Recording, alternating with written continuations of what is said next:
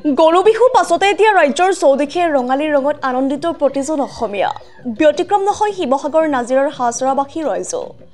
পূব হাছৰা আৰু চেৰকেপাৰ আঞ্চলিক সমিতিৰ উদ্যোগত আয়োজিত মুকলি বিহুটো পৰিৱেশন কেইবা হাজাৰো বিহু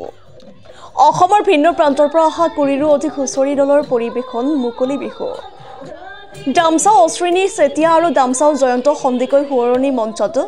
এতিয়া মুকলি বিহু চাবলৈ ওলাই আহিছে বিহুপ্ৰেমী ৰাইজ নাজিৰাৰ পৰা মনোজ দত্তৰ ৰিপৰ্ট ইছা 24x7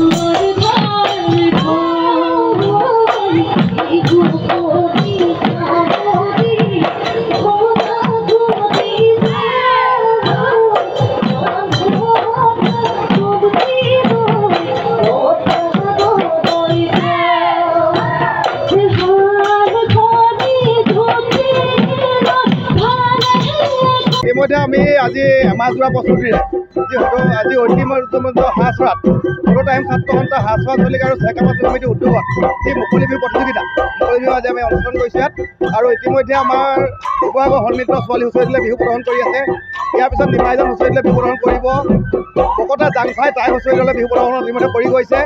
আৰু আমি এটা কথা কৈছোঁ যে আজি বছৰৰ দুমাহীৰ দিনা এনেকৈ মুকলি বিহু আয়োজন কৰিবলৈ আমি নিজকে ধন্যবাদ প্ৰথমতে আমাৰ আহোম জনগোষ্ঠীৰ উৎপন্নৰ ক্ষেত্ৰত প্ৰত্যেকটো জাতি জনগোষ্ঠীৰ সমস্যাৰ ওপৰত যি আজি বলিষ্ঠ প্ৰদৰ্শন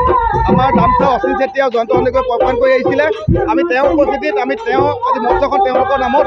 উৎসৰ্গা কৰিছোঁ আৰু ভৱিষ্যতেও আমাৰ হাছৰা আৰু চেৰকেপা যাতে নতুন প্ৰজন্মই তেওঁৰ আদৰ্শে আদৰ্শিত হৈ আহোম জনগোষ্ঠীলৈ অসমৰ প্ৰতিটো জনগোষ্ঠীক উৎপন্ন ভূমিকা লয়